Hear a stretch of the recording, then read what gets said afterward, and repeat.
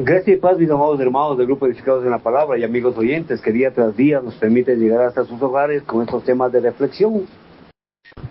Continuando con el libro de Lucas, el Evangelio para los Gentiles, en esta última semana nos corresponde la gloria del Hijo del Hombre, su resurrección y su ascenso. El tema que el día de hoy trataremos es la tumba vacía de Jesús y su descubrimiento. Para esto, mis amados hermanos, es necesario que el texto base que nos guía es el libro de Lucas capítulo 24, versículo 1 al 12. Pero también es necesario que confrontemos los textos de Mateo 28 del 1 al 15 y Marcos 16 del 1 al 11, así como el libro de Juan capítulo 20, versículo 1 al 18. Lógicamente, por espacios de tiempo, cada uno lo hará en su casa, añorando que esta enseñanza, este aprendizaje también sea para la gloria de nuestro Padre Celestial. Y el texto base dice así, mis hermanos: el primer día de la semana, muy de mañana, vinieron al sepulcro, trayendo las especias aromáticas que habían preparado, y algunas otras mujeres con ellas, y hallaron removida la piedra del sepulcro, y entrando no hallaron el cuerpo del Señor Jesús. Aconteció que estando ellas perplejas por esto, he aquí se pararon junto a ellas dos varones con vestiduras resplandecientes. Y como tuvieron temor y bajaron el rostro a tierra, les dijeron: ¿por qué buscáis entre los muertos al que vive? No está aquí, sino que ha resucitado. Acordaos de lo que os habló cuando aún estaba en Galilea, diciendo: es necesario que el Hijo del Hombre sea entregado en manos de hombres pecadores y que sea crucificado, y resucite al tercer día. Entonces ellas se acordaron sus palabras, y volviendo al sepulcro, dieron nuevas de todas estas cosas a los 11 y a todos los demás. Eran María Magdalena y Juana, y María, madre de Jacob, y las demás con ellas, quienes dijeron estas cosas a los apóstoles. Mas a ellos les parecía locura las palabras de ellas, y las creían. Pero levantándose Pedro corrió al sepulcro, y cuando miró dentro vio los lienzos solos, y se fue a casa maravillándose de lo que había sucedido. Hasta ahí la porción bíblica, mis hermanos. La tumba se encuentra vacía, y ese fue el mayor descubrimiento de la historia de la humanidad.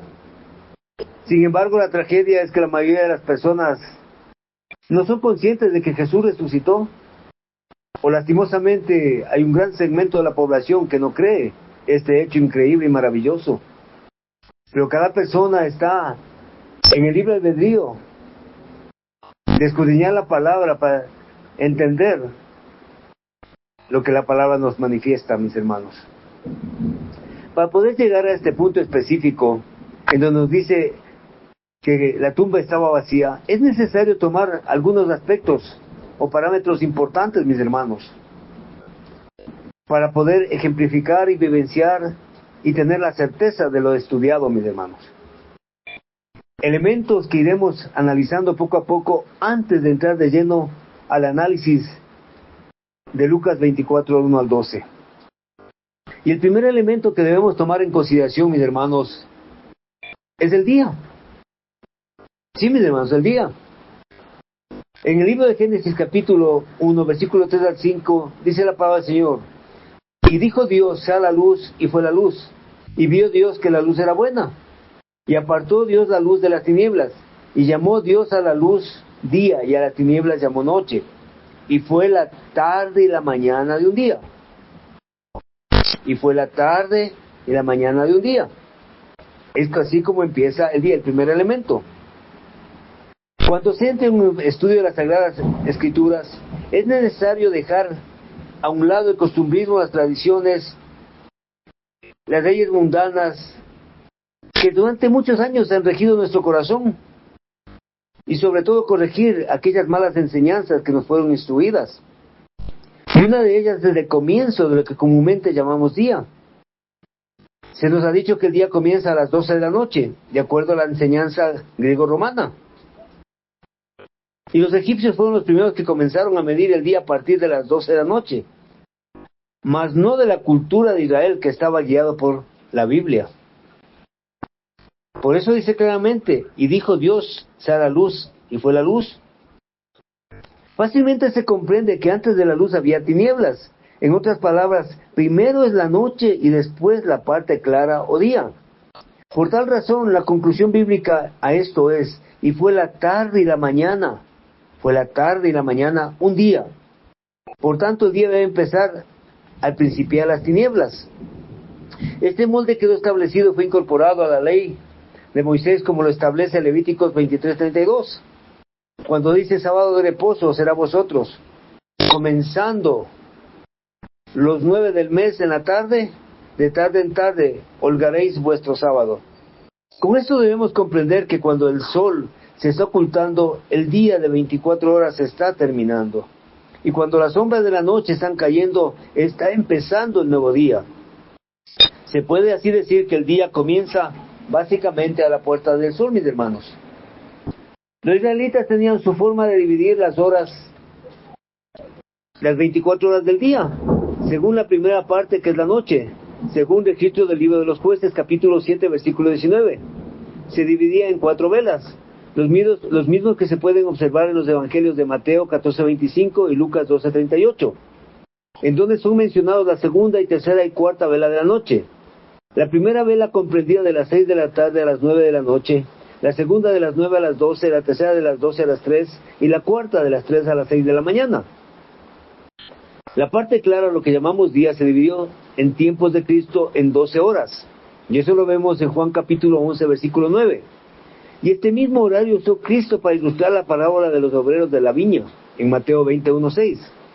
En su parábola Jesucristo marca la primera hora cuando el sol despierta, es decir, de 6 a 7 de la mañana.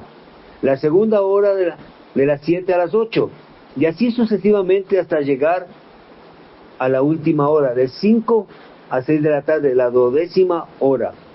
Por otra parte, es necesario mencionar que los griegos marcaban el ocaso cuando el sol empezaba a caer. Cuando el sol estaba rebasando el cenit, empieza el ocaso. Y a este lapso de tiempo lo dividían en 2 partes. La primera comenzaba a las 12 del meridiano hasta las 3 de la tarde y la llamaban del Proya. La segunda era de las 3 pasado meridiano a las 6 de la tarde y la llamaban Daileoxia. Estos son los nombres de tiempos del ocaso y que actualmente se conoce como el nombre de víspera. El sustantivo víspera es una palabra latina que significa tarde, es decir, es el lapso de tiempo que acontece a otro día.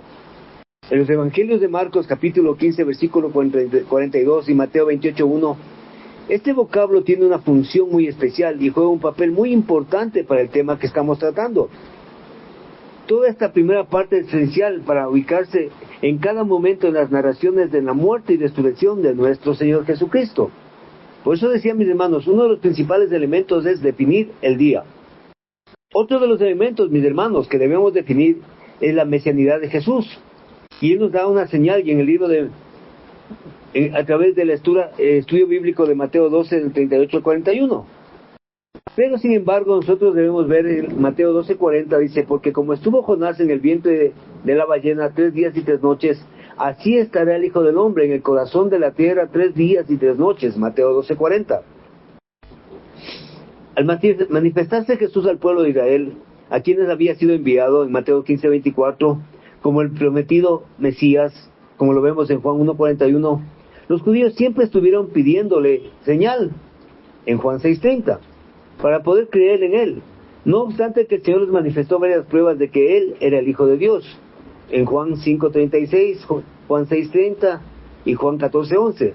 Ellos permanecieron indiferentes, y es por eso que debido a la incredulidad e insistencia de los judíos por ver señal por parte de Jesús, el Señor da como señal póstuma lo que llamamos la señal mesiánica. Esta era totalmente indispensable, ya que Cristo no podía dejar su magnífica obra sin una señal. De otra manera, el israelita o judío o el creyente gentil serían sorprendidos por todo aquel que quisiera pasar por él. Y Él ya lo había advertido con tiempo moderado, diciendo, porque vendrán muchos en mi nombre, diciendo, yo soy el Cristo, y a muchos engañarán, en Mateo 24:5. Y la prueba de ello se encuentra en el libro de los Hechos, capítulo 5, versículo 36 y 37, donde se comprueba cómo se levantaron hombres que defraudaron a muchos, sucediendo lo mismo con Mahoma, que para convencer a los judíos les decía, yo soy el Mesías, Y para convertir a los cristianos al islamismo les declaraba: yo soy el Espíritu Santo. Y aún en los tiempos modernos existen muchas religiones que pretenden predicar la verdad de Cristo, mas su doctrina no llena a los requisitos de la señal del verdadero Mesías. Para evitar esto, mis hermanos, edificados en la palabra y amigos oyentes, Cristo Jesús planteó ante aquellos escribas y fariseos que le asediaban pidiéndole señal, otra señal más especial que de las que ya había dado, sanando toda clase de enfermedades. Y fundamentó su señal sobre algo que ya sabían, algo curioso e insólito narrado en el libro de Jonás, capítulo 2, versículo 1, y les dice: la generación mala y adúltera demanda señal, mas señal no le será dada, sino la señal de Jonás profeta. Porque como estuvo Jonás en el vientre de la ballena 3 días y 3 noches, así estará el Hijo del Hombre en el corazón de la tierra 3 días y 3 noches. En Mateo capítulo 12, versículo 39 y 40. En esta figura profética salida de los labios de Cristo, Él está determinando el tiempo en que estaría en las tumbas o en el sepulcro, 3 días y 3 noches. Jonás es un tipo de Cristo, no en su rechazo de hacer lo que Dios ordenó, sino en la experiencia de permanecer 3 días y 3 noches literales completos dentro del gran pez que el Señor preparó. Seguramente nadie hubiera imaginado alguna relación entre la obra de la vida de Cristo y la experiencia de Jonás, de ser arrojado de un barco agitado por la tempestad al mar, para ser tragado por un gran pez. Pero el Señor había preparado para este propósito. Pero Cristo no podía dejar de hacer uso de esta historia en su predicación, porque no fue un incidente accidental.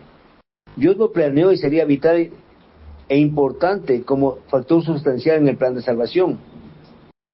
Por eso, mis hermanos, nos atrevemos a decir que nadie puede evadir con sutiles argumentos esta figura profética del mismo Jesús, pero no podrán evadir la figura que estableció el mismo Dios. Por eso debemos preguntarnos a cada uno de nosotros, y no tendremos respuesta: ¿por qué el Espíritu de Dios apareció el día en que fue bautizado Jesús en forma de paloma? Por eso, mis amados hermanos, es necesario considerar estos elementos vitales e importantes para que nuestro estudio tenga sentido. Un tercer elemento, mis hermanos, también que debemos considerar, es la profecía de Daniel, en Daniel 9, versículo 21 al 27.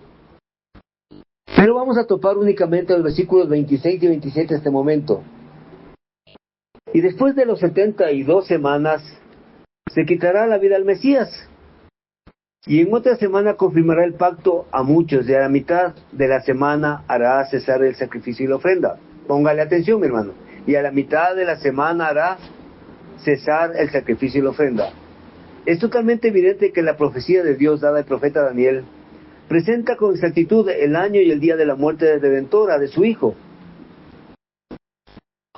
como lo vemos en capítulo 9, versículo 26 y 27 de Daniel. La profecía está señalando 2 aplicaciones cumplidas maravillosamente en la vida y muerte de Jesús. La última fase de la profecía de las 70 semanas de Daniel, que es la última semana, comprende 7 años y marca la primera aplicación, la cual se cumplió con perfección sobre el mismo misterio de Jesús, quien comenzó a predicar cuando tenía 30 años de edad. Eso lo vemos en Lucas 3:23, en el año 26 y medio o 27 de nuestra era, durando su ministerio 3 años y medio. La relación de estos años es posible obtenerla contando las 4 últimas Pascuas marcadas en el Evangelio de Juan, capítulo 2, versículo 13, y en el capítulo 5, versículo 11, capítulo 6, versículo 4, terminando con el capítulo 12, versículo 1. Esta semana, el lapso de 7 años con la muerte de Esteban, por el año 33 o 34 después de Cristo. La segunda aplicación también le da a Daniel en la fase y a la mitad de la semana, profetizando con ello la mitad de la semana literal compuesta de 7 días que corresponde al día miércoles. Es necesario hacer un paréntesis aquí, mis hermanos, porque ¿quién no admite una doble interpretación de la profecía de Daniel en la última semana? Sin embargo, cabe recordar a aquellos que se oponen a esto que no es la única profecía o figura bíblica con una doble interpretación. Debemos entender que hay muchas más, como en el caso del libro de Oseas, capítulo 1, versículos 6 y 9, en donde la figura o prefigura a Israel con el nombre de Lo Ruhana y a Judá con el nombre de Lo Ananni. Mas el apóstol Pablo, al interpretar a Oseas en la epístola de los Romanos, capítulo 9, versículo 24 y 26, aplica esta profecía a los gentiles. Lo mismo se puede observar con Isaías 9, 1 al 2, en relación con Mateo capítulo 4, versículo 14 al 16. Este es el tercer elemento que nosotros debemos rescatar y que es sumamente importante, mis hermanos. Y el cuarto elemento, que es el más valioso para nosotros en este tema que hoy estamos tratando sobre la tumba vacía de Jesús, su descubrimiento, es al tercer día. En el libro de Mateo capítulo 16, versículo 21, dice: desde aquel tiempo comenzó Jesús a proclamar a sus discípulos que le convenía ir a Jerusalén y padecer muchos de los ancianos y los príncipes de los sacerdotes y los escribas y ser muerto y resucitar al tercer día. Jesús fue sepultado al finalizar el día miércoles 14 de Nisan. Simultáneamente los judíos estaban matando su Pascua, en Juan capítulo 19, versículo 42.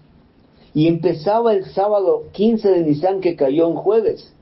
Es precisamente desde este momento en que se debe empezar a contar la sentencia de Jesús, registrada en Mateo capítulo 12, versículo 40, que dice: porque como estuvo Jonás en el vientre de la ballena 3 días y 3 noches, así estará el Hijo del Hombre en el corazón de la tierra, 3 días y 3 noches. Sin embargo, mis hermanos, hay intérpretes que contradicen las palabras de Jesús, argumentando que el Divino Maestro no quiso decir que estaría 3 días exactos. Esta tesis está fundamentada en algunas referencias de los evangelios en donde Jesús solo pronunció el simple concepto de al atardecer al tercer día. Las citas bíblicas son Mateo 16, 21, 17, 23, 20, 19 y Lucas 9, 22, en donde Cristo vertió este modo de hablar, añadiendo que sus palabras idiomáticas, es decir, palabras características o propias de su idioma, según estos intérpretes, al decir Jesús al tercer día, no se refería a 3 días completos, sino aparte de esos 3 días, algo completamente erróneo. Si a cada uno de ustedes, mis amados hermanos, nos interesa la investigación y nos gusta la verdad, debemos preguntarnos: ¿es sensata o cuerda esta objeción puesta en una frase del mismo Jesús? ¿Es correcto aceptar unos versos y desconocer otros? ¿Qué hacen entonces con la sentencia de Jesús mencionada en Mateo 12:40 y Lucas 11:29? Para ellos también estuvo Jonás 3 partes del día dentro del gran pez. ¿Tienen razón estos intérpretes? No, en ningún momento les asiste la razón. Estos hombres desconocen completamente la raíz de la frase y la aplicación bíblica. Su interpretación de esta frase está totalmente apartada de todo contexto bíblico. La frase al tercer día tiene su raíz en las Sagradas Biblia, y de ella salió una sentencia en el libro de Génesis capítulo 40, versículo 12 al 20. Y se usa muy claramente este molde en el caso del panadero y el del copero. Y tenía tal exactitud que, para no confundirse en un momento de desesperación, fue expresada en los términos más claros en el libro de Esther, capítulo 4, versículo 16, en donde podemos leer y dice así: ve y junta a todos los judíos que se hallan en Susán, y ayunad por mí, y no comáis ni bebáis en 3 días, noche ni día. Y exactamente al concluir esta petición, Esther se preparó para presentarse ante el rey, y posteriormente el narrador bíblico en el capítulo 5, versículo 1, vierte la frase en discusión de la siguiente forma: y aconteció al tercer día. Lo mismo hizo el narrador en el libro de Jonás, capítulo 2, versículo 1, para evitar que fuera relajada la interpretación del tiempo en la frase, por lo que marca son 3 días y 3 noches, no fracciones de tiempo. Este es el mismo molde tomado por Jesús para señalar su mesianidad. Por tanto, todos los registros bíblicos en donde Jesús pronunció la frase al tercer día deben interpretarse por ley como días completos, mis hermanos. Estos 4 elementos nos ayudan a comprender de mejor manera el texto que hoy estamos examinando: la tumba vacía de Jesús y su descubrimiento, como ya lo leímos Lucas capítulo 24, versículo 1 al 12. Como podemos apreciar, es claramente que Jesús resucitó. Dice, Jesús resucitó. ¿Cuándo fue lo que resucitó? El texto de Lucas lo que dice es: el primer día de la semana, muy de mañana, vinieron al sepulcro. No dice que Jesús resucitó muy temprano en la mañana, sino que más bien vinieron al sepulcro. Y es ahí cuando surge la confusión para algunos hermanos, y era necesario poner los antecedentes del elemento del día, la señal de Jonás, la señal de Daniel, y el estudio de el tercer día, mis hermanos. Jesús resucita antes, mis hermanos, antes, ¿sí?, de iniciar el día de reposo. ¿Cuándo inicia el día de reposo? Cuando llega la oscuridad, en el primer cuarto, ¿sí? Es que Jesús ya resucitó. Y por eso las mujeres, cuando van al amanecer, al primer día de la semana, ya Jesús no se encuentra ubicado en el sepulcro. Y eso es lo que lastimosamente muchos hermanos cristianos les lleva a mezclarse con la Iglesia Católica en la adoración a Jesús en el día domingo, cuando bíblicamente la palabra nos exhorta y nos enseña que debemos guardar el día de reposo, a congregarnos en el día del Señor, que es el Sabbat.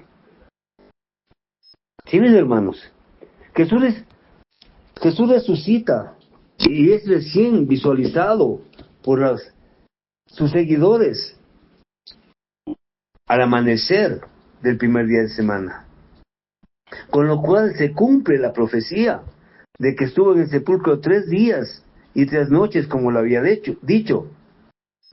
Tanto su resurrección de la muerte fue un triunfo y una victoria sobre la muerte, ya que ya no reina más la muerte. Había sido quebrado a través de Cristo en la cruz, como lo podemos ver en 1 Corintios capítulo 15, versículos 55 y 56. Por eso, mis hermanos, el día de reposo estuvo en el sepulcro. Estuvo en el sepulcro, mis hermanos queridos. Pero al resucitar, lógicamente, y al amanecer del día domingo, primer día de la semana, al dirigirse a las mujeres, no la encuentran en esa área. Pero eso no puede generar una confusión tan brutal como se lo ha hecho, mis hermanos, cambiando la doctrina, cambiando lo que dice la Biblia. Por eso, mis hermanos, la resurrección de Jesús y los primeros testigos constituyen una vigorosa evidencia de la muerte y el sepelio de Jesús. Sabían que Él estaba muerto, sabían dónde lo habían sepultado, habían seguido la procesión que lo llevó al sepulcro. En sus mentes no había duda alguna de que Jesús estaba muerto y sepultado. Se habían preparado comprando especies y habían venido para ungir el cuerpo del Maestro. Habían comprado todas las especies del día anterior, habiendo terminado el día de reposo. Por eso, mis hermanos, debemos notar que el primer día de la semana, muy de mañana, fueron a ungir el cuerpo de Jesús, fueron a ungir. Y lógicamente cuando llegan, ¿qué pasó? Que ya no estaba Jesús en el sepulcro. Ya no estaba Jesús, mis hermanos. Ellas obedecían, estas mujeres obedecían estrictamente lo que determinaba la ley. Ellas cuidaban mucho el día de reposo. La persona que amaban había muerto, pero no por eso estaban dispuestas a quebrantar la ley del día de reposo, ni aún para prodigarles sus cuidados, como lo pueden haber recordado ustedes en Lucas 23:56. Las mujeres eran obedientes a los mandamientos de Dios, eran personas de alta moral y veraces, y jamás pensarían ni considerarían la posibilidad de mentir acerca de la muerte y resurrección de Jesús. Jesucristo era quien ya se había resucitado, mis hermanos. Por eso cuando ellas llegan, la piedra había sido quitada de la entrada del sepulcro. Y eso lo podemos ver en Mateo 27, 65, 66. Y lógicamente las mujeres quedaron perplejas ante este hecho. Sin embargo, esa piedra no había sido quitada en favor de Jesús, sino de los testigos de la resurrección, para que ellos puedan ingresar. Cuando Cristo resucita, lo hizo con cuerpo resucitado, el cuerpo celestial de la dimensión espiritual que Él tiene, la cual no tiene límites físicos. En cambio, los testigos tenían que entrar al sepulcro para ver la verdad. Mis hermanos, el cuerpo no estaba en el sepulcro. El relato es simple pero impactante. Entrando no hallaron el cuerpo de Jesús. Vieron perplejas y contemplaron que no estaba allí. Vieron las vestiduras sobre las que habían sido puestas, pero Él no estaba allí. Eso lo vemos en Marcos 16:6. Y en Romanos 4:21 dice: plenamente convencido de que era también poderoso para hacer todo lo que había prometido. Y en 2 de Pedro 1:4, mis hermanos, por medio de las cuales nos ha dado preciosas y grandísimas promesas, para que por ellas llegáis a ser participantes de la naturaleza divina, habiendo huido de la corrupción que hay en el mundo a causa de la concupiscencia. Pero también vemos un hecho importante en los versículos 4 al 8. Los dos ángeles que estaban ahí y su mensaje tenían aspectos significativos respecto a los hechos acontecidos. Primer aspecto, eran radiantes figuras resplandecientes. Sus vestiduras resplandecían, y podemos revisarlo con Mateo 28:3, como un relámpago visible, instantáneo, asombroso e impactante. Así era el resplandor de esos ángeles. Sus vestiduras eran blancos como la nieve. Y por eso las mujeres tuvieron miedo y se postraron inclinándose con reverencia.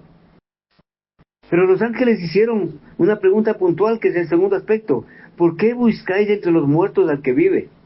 Había un reproche en la pregunta. Ellas intentaban honrar a un Salvador muerto, un Salvador que era como todos los hombres, frágil, carente de poder para hacer algo respecto de la vida y la eternidad. La totalidad de ser de ellas, sus pensamientos, sentimientos, sus emociones, su conducta estaban enfocadas en un Salvador muerto. Vivían como hoy en día vive el mundo, ajenos a los pactos de las promesas, sin esperanza y sin Dios en el mundo. Efesios 2:12. Pero el tercer aspecto es importante. Los ángeles proclamaron las gloriosas buenas nuevas. No está aquí, sino que ha resucitado. Miren cómo lo dicen, no está aquí, sino que ha resucitado. Las mujeres podían ver y vieron el hecho. Era algo claramente visible. Jesús no estaba en el sepulcro. Había estado allí, puesto que ellas vieron cómo lo pusieron allí. Habían presenciado su muerte y sepelio. Pero ahora Jesús ya no estaba en el sepulcro. Y el segundo aspecto que les manifiesta dice, ha resucitado. Palabras increíbles, asombrosas para estas mujeres. Y en Hebreos 7:8 dice, en el cielo se da el testimonio de que vive. En el cielo se da testimonio de que vive. Y las Escrituras mismas dan testimonio de que resucitó. En Romanos 1:4 y Efesios 1:19-20. Pero Jesús había predicho que resucitaría en Lucas 9:22. 13:32, 17:25 y otros más. Por eso, mis hermanos, ¿por qué habrían de asombrarse de estas mujeres? Y sin embargo, hoy en día el mundo se sorprende al oír la declaración de que Jesús resucitó. Y por eso en Efesios 19:20 nos dice la palabra de Dios. ¿Y cuál la supereminente grandeza de su poder para con nosotros los que creemos según la operación del poder de su fuerza, la cual operó en Cristo, resucitándole de los muertos y sentándole a su diestra en los lugares celestiales? Los ángeles le recordaron a las mujeres que Jesús les había dicho ya que moriría, y también les había anunciado su resurrección, como lo vimos ya en Lucas 18, versículo 31 al 34. Por eso es que dice, y recordaron sus palabras. Los seguidores de Jesús siempre se sintieron confundidos respecto de la profecía de su muerte y resurrección. No iban a aceptar literalmente lo que les había dicho, se rehusaron a interpretar la palabra de Jesús por lo que decía. Las interpretaron como afirmaciones simbólicas, por eso ellas nunca entendieron su muerte y resurrección. Pero note este hecho significativo, mis hermanos. Ahora ellas sabían que se habían equivocado. De pronto se sintieron convencidas y llegaron a ser los primeros testigos de la resurrección. Y así lo vemos en el libro de Hebreos 10:23. Mantengámonos firmes sin fluctuar la profesión de nuestra esperanza, porque fiel es el que prometió. Mis amigos edificados en la palabra y amigos oyentes, la incredulidad inmediata de parte de los discípulos fue evidente, así como la incredulidad del mundo hoy en día es evidente, mis hermanos. Sin embargo, en ese tiempo las mujeres corrieron a encontrarse con los discípulos para compartir tan gloriosas buenas nuevas. Pero para ellos les parecía locura, carentes de sentido, algo ridículo, alguna fantasía que las mujeres tenían. Y por eso dice, y no las creían. La palabra griega que se utiliza es descreyeron, epistaun, y está en tiempo imperfecto, activo, que significa que continuaban descreyendo. Seguían sin poner confianza o credulidad en lo que las mujeres afirmaban. Y es lo mismo que sucede hoy en día, mis hermanos, que el mundo sigue dudando de Jesús, de su muerte y sacrificio por nuestros pecados y de su resurrección. Pero lo triste y lamentable es que los discípulos no tenían excusa. Cristo había pasado largos meses remachando en ellos la verdad acerca de su muerte y resurrección, y sin embargo ellos no estuvieron atentos a sus palabras. Por eso en Hebreos 4:11 dice, procuremos pues entrar en aquel reposo para que ninguno caiga en semejante ejemplo de desobediencia. Al igual que los discípulos no escucharon la voz de Jesús, hoy en día el mundo se está perdiendo porque no escucha la prédica del Evangelio para perdón de los pecados, salvación y vida eterna. Pero frente a la incredulidad, también se mostró la de Pedro, quien tenía un corazón atraído por el Señor, pero a pesar de haberle fallado tanto al oír que el cuerpo de Jesús ya no estaba en el sepulcro, corrió hacia allí. Sus pensamientos volaban preguntándose qué habría pasado con el cuerpo del Maestro. Pedro se precipitó al interior y vio la evidencia. Las vestiduras de lino estaban a un costado. Sin embargo, Pedro no captó el significado de la evidencia. Juan dice que él y Pedro corrieron al sepulcro. Que él, Juan, creyó en base a la evidencia de las vestiduras de lino. Además, verifica que Pedro no captaba todavía el significado de esto. Y eso lo podemos ver en Juan capítulo 20, versículo 1 al 10, mis hermanos. En la discusión de este importante punto, Pedro sencillamente se volvió preguntándose por qué realmente había ocurrido. Cuán peligroso es no entender la palabra del Señor, o no darle el valor que se tiene, mis hermanos.